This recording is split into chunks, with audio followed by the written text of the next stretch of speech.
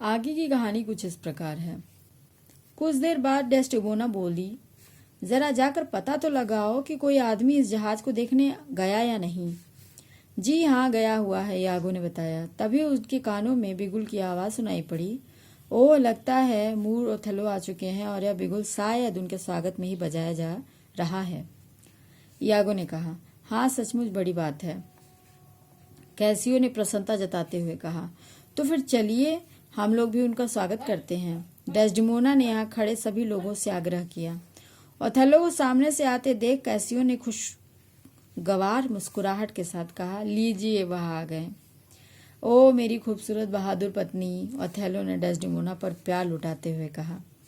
मेरे प्यारे Othello, Desdemona भी सहज भरे शब्दों में बोल पड़ी। कितने आश्चर्य की बात है कि तुम मुझसे पहले ही यहाँ पहुँच गई, मेरी खुशियों की मलिका।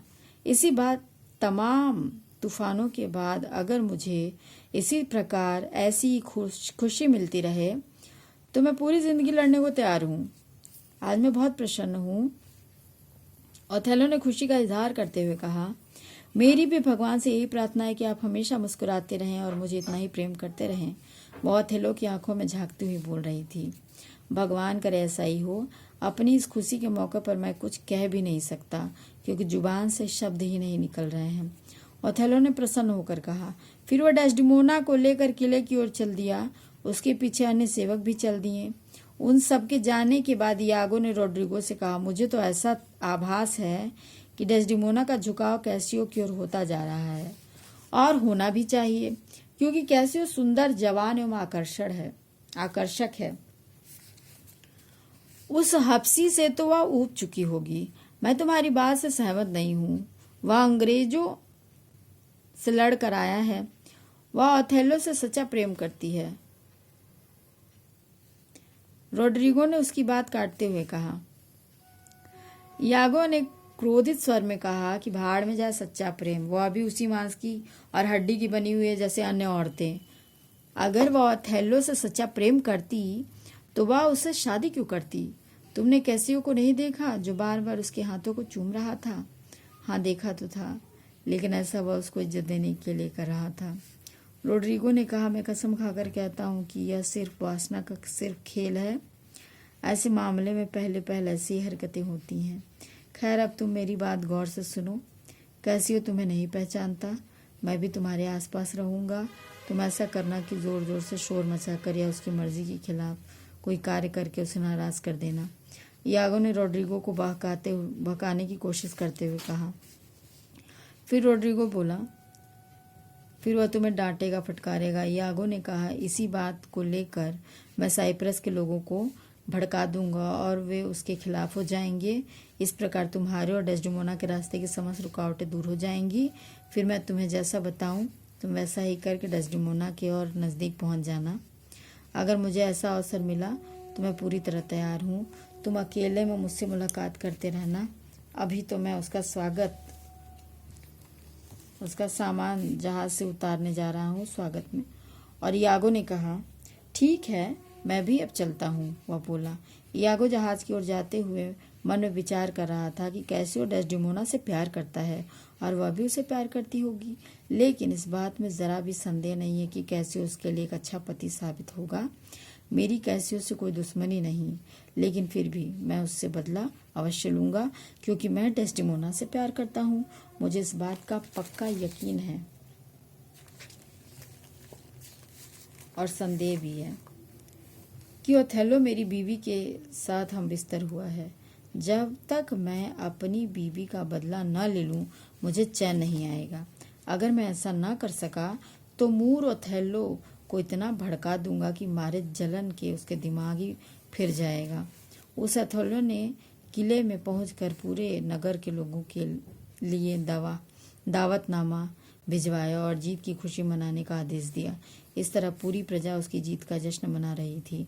ओथेलो ने हुक्म दिया, कैसियो, आज रात तुम्हारी पहरे पर ड्यूटी है, इसलिए इस खुशी के मौके पर हमें कोई गलत काम नहीं करना चाहिए। मैंने इस बात की यागो को खास तौर पर हिदायत दे दी है, लेकिन मैं स्वयं भी चौकन्ना रहूँगा, कैसियो ने बताया। हाँ, यागो एक ईमानदार आदमी है। अच्छा नमस्कार, कैसी हो? कल सुबह तुम मुझसे भेंट करना, ओथेलो ने कहा। फिर वह डेस्डिमोना से बोला, चलो प्रिय, मैंने तुम्हें जीत तो लिया, मगर शादी के बाद की सुहाग रात अब मनाएंगे। यागो जब सामान लेकर किले में पहुंचा तो कैसियो ने उससे कहा, यागो चलो पहरे पर चलते हैं। इतनी जल्दी क्या है लेफ्टिनेंट, अभी तो 10 भी नहीं बजे हैं। जनरल को तो आज सुहागरात मनानी है, इसलिए आज हमें जल्दी छोड़ गए। इसमें उनका कसूर भी नहीं है।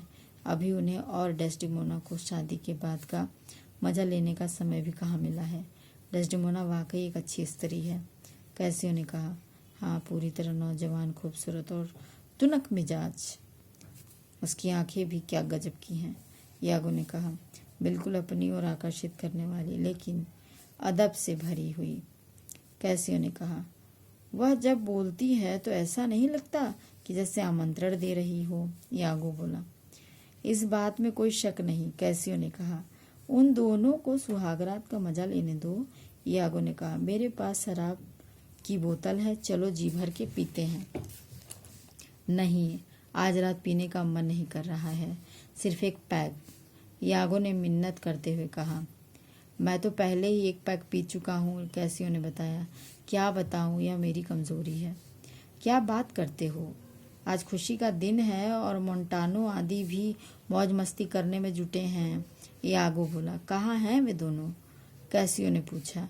बाहर दरवाजे पर खड़े हैं, उन्हें बुलाने में क्या कोई नुकसान है, यागो ने पूछा। अच्छा, बुलाता हूँ, मगर मुझे अब सब पसंद नहीं, इतना कहकर वह चला गया। उसके जाने के बाद यागो मन ही मन सोचने लगा, अगर मैं इसे एक पैग और पिला दूं तो ये पालतू कुत्ते की भांति अपनी जीभ लपलपाने लगेगा। और रोड्रिगो ने भी काफ़ी पी ली है।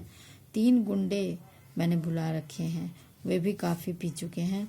जब ये सब पी कर पहरे पर जाएंगे तो वहाँ की जनता के खिलाफ कुछ न कुछ तो अंट शंड बोलेंगे ही। उसी समय कैसियो, मोंटानो और 2 अन्य व्यक्तियों के साथ वहां आ गया। कैसियो बोला, भगवान ही मेरी रक्षा करे, आज इन लोगों ने मुझे बहुत पिला दी है, न जाने अब क्या होगा। यकीन करो, तुम्हें ज्यादा नहीं पिलाई गई, मोंटानो ने उसे तसल्ली देते हुए कहा। तो फिर मुझे एक जाम और पिलाओ, कैसियो ने प्रत्युत्तर में कहा। फिर शराब में धुत होकर कैसियो उन सब के साथ पहरे के लिए चल दिया। उसने आज काफ़ी मात्रा में शराब पी ली थी।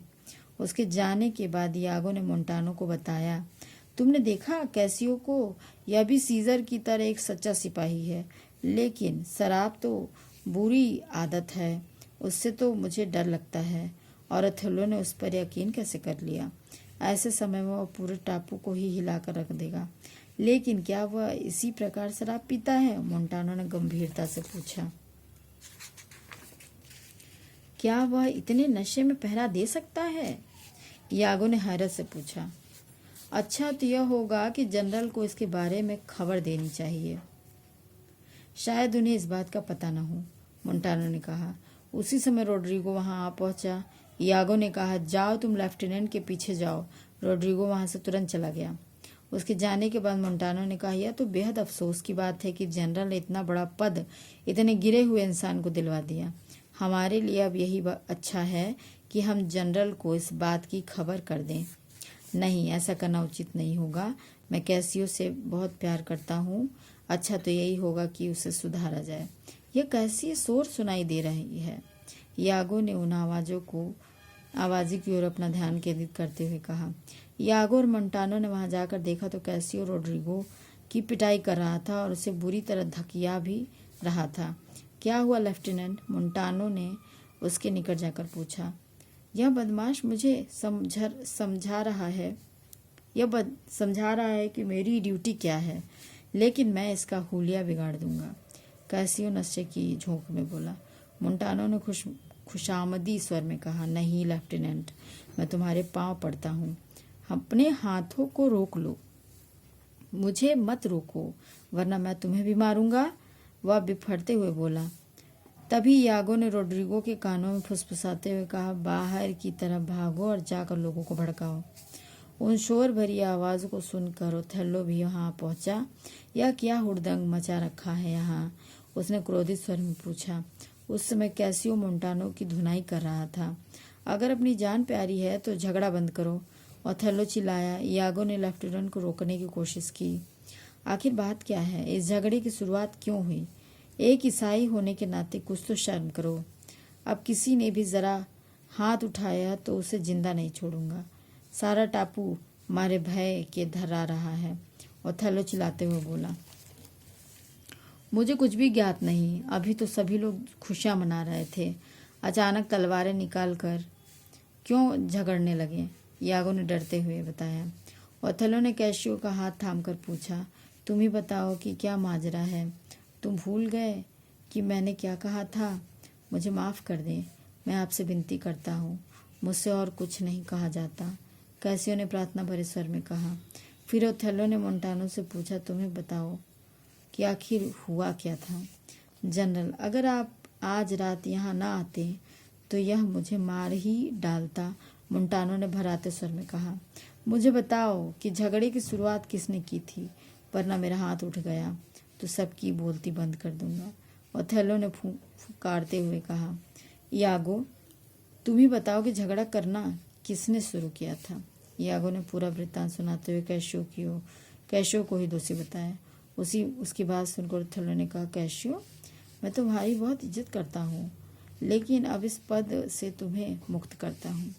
उसी समय डेस्डेमोना भी वहाँ पहुंची। देखा तुमने, तुम्हारी वजह से डेस्डेमोना भी यहाँ आने को बाध्य हो गई, ओथेलो बोला। आखिर मामला क्या है? डेस्डेमोना ने जानना चाहा। ओथेलो ने नम्र स्वर में कहा, कुछ नहीं, चलो सोने चलते हैं, और मोंटानो तुम भी चलो, मैं तुम्हारी मरहम पट्टी करता हूँ। फिर वह डियागो को शहर की सुरक्षा की जिम्मेदारी सौंपकर वहां से चला गया। उनके जाने के बाद कैसियो बोला, मेरी इज्जत धूल में मिल गई, मेरी भलमन शाहत का खात्मा हो गया, और अब मैं मात्र एक जानवर सरीखा रह गया हूँ। देखो जनरल बहुत अच्छे इंसान हैं, तुम जाकर उनसे माफ़ी मांग लो, वे तुम्हें जरूर माफ़ कर देंगे। यागो ने उसे परामर्श देते हुए कहा। नहीं यागो, अब मैं उनके सामने नहीं जा सकता। मैंने एक गिरा हुआ काम किया है। न मैं शराब पीता, न ही ऐसी हरकत करता, कैसियो ने शर्मिंदगी जताते हुए कहा। आखिर वह कौन था जिसके पीछे आप तलवार लेकर दौड़ रहे थे? आखिर क्या किया था उसने? यागो ने जानना चाहा। पता नहीं, वह अफसोस जताते हुए बोला। आखिर ऐसा कैसे हो सकता है? वह बोला,